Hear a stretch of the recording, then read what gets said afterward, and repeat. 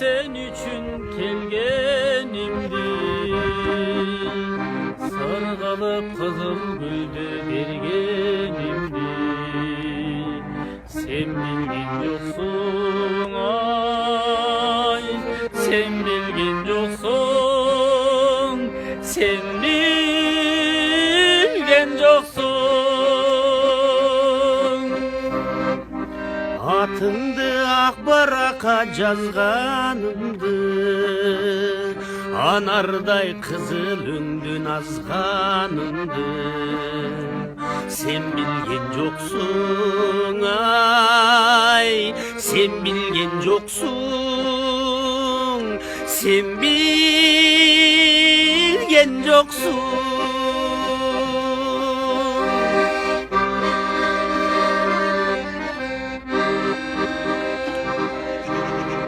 Үйüңдü жал-жал кара өткөнүмдү,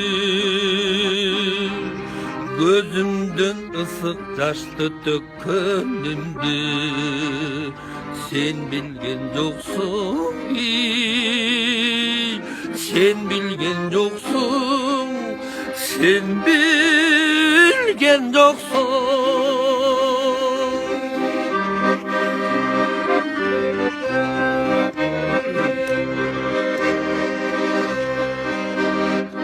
İçimden süyömün dep aytkanımdı,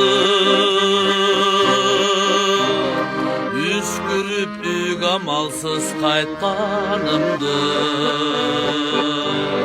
Sen bilgen yoksun ay, sen bilgen yoksun, sen bilgen yoksun.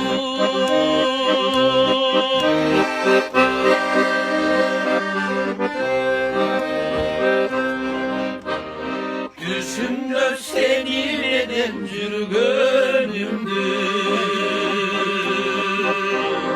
esili vergin oynap gülgönümdü. Sen bilgen joksun ay, sen bilgen joksun, sen bilgen joksun. Sen bilgen joksun, sen bilgen joksun, sen bilgen joksun,